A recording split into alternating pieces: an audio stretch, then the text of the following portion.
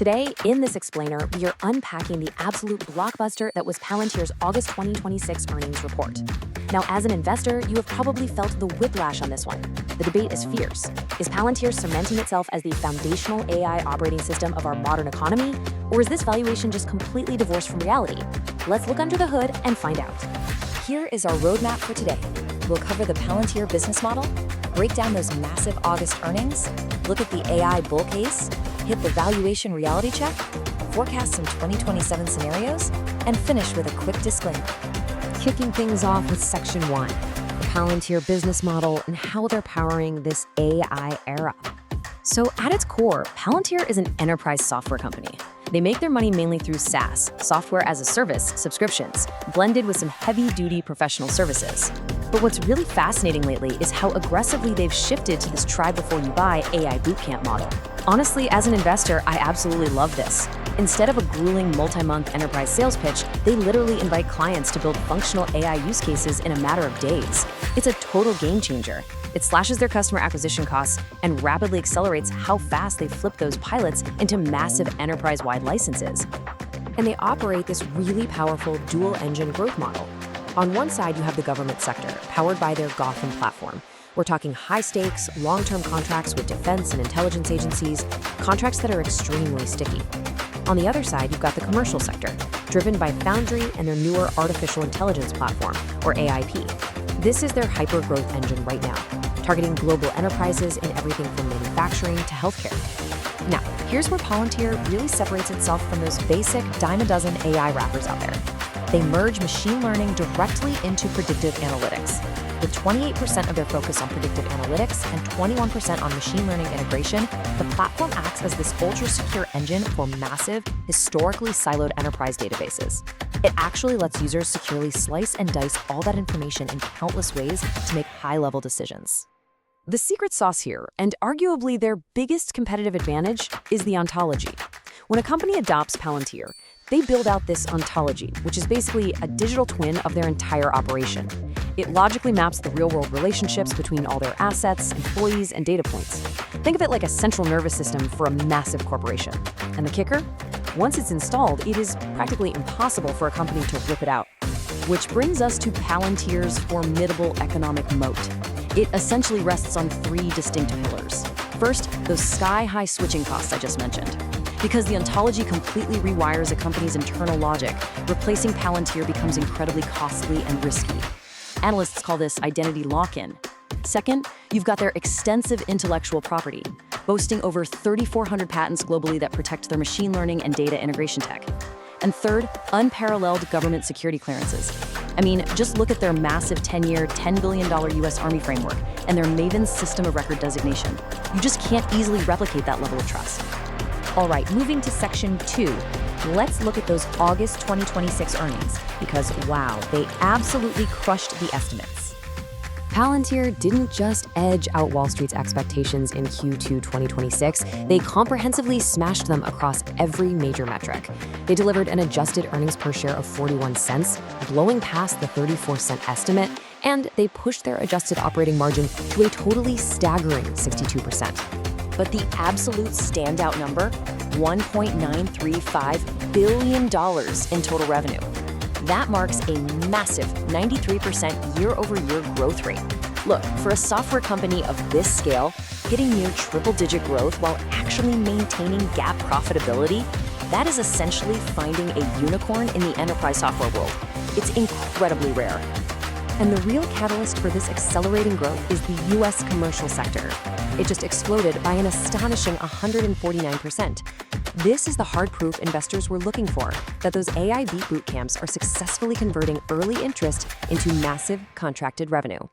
Meanwhile, their US government revenue wasn't exactly slacking either, beating estimates and growing over 80%.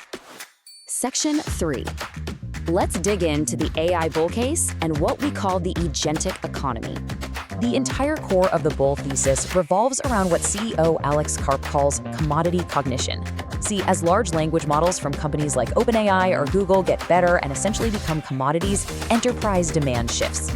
A Fortune 500 business doesn't just need a smart chatbot, they need Palantir's platform to securely organize their highly confidential private data and actually orchestrate those AI models to take real-world actions. We also have to look at this through the macro lens of long-term growth trends in the U.S. economy. Get this. In the first 9 months of 2025, AI and related investments accounted for a staggering 37% of real U.S. GDP growth. The bulls argue that Palantir is actually undervalued when you consider how perfectly they are positioned to capture this macro trend.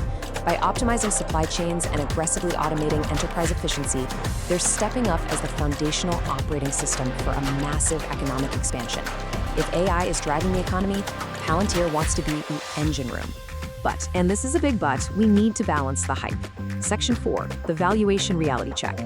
Is this stock priced for perfection? Let's start with the forward price to earnings, or PE ratio. The PE ratio simply tells us how much investors are willing to pay today for every dollar of a company's future earnings. Palantir is currently trading at a jaw-dropping 167 times forward PE. To put that extreme premium into perspective, a highly respected peer like ServiceNow trades at around 61 times. Right now, Palantir is the most expensive large-cap software company on the market. It is quite literally priced for flawless execution.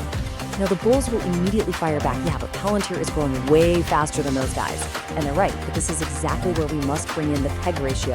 Please do not confuse the PEG ratio with the standard PE ratio. While PE only looks at the stock price compared to earnings, the PEG ratio divides that PE by the company's expected earnings growth rate.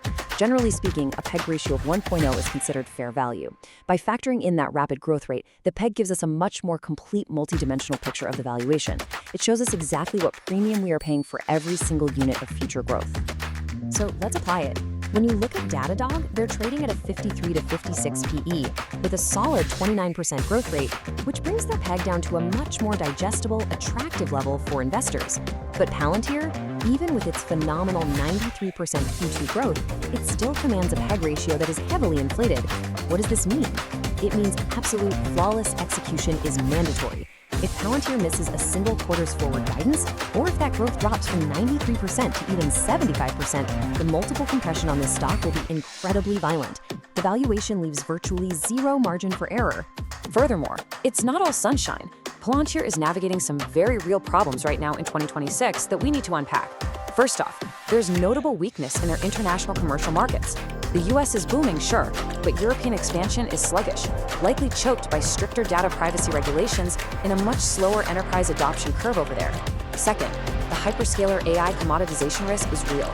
Giants like Microsoft, Google, and Amazon are aggressively building out their own enterprise orchestration tools natively within their cloud ecosystems. That threatens to bypass third-party software like Palantir entirely. Finally, we have to respect the mathematical deceleration of year-over-year growth.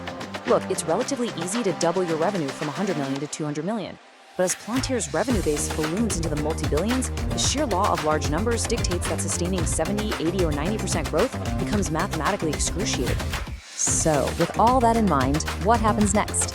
Section 5, forecasting Palantir's future and mapping out scenarios for 2027. Let's walk through 3 highly detailed, realistic possibilities as we look toward 2027. Scenario A is the ultimate bull case. Palantir successfully globalizes its bootcamp model, scales rapidly into massive industrial sectors worldwide, and firmly cements itself as the $1 trillion foundational AI operating system of the modern enterprise. Scenario B is the bear case. Big tech competitors release good enough orchestration features bundled natively into their existing cloud offerings. This directly erodes Palantir's pricing power and margins, causing institutional investors to panic and resulting in a severe, vicious valuation compression.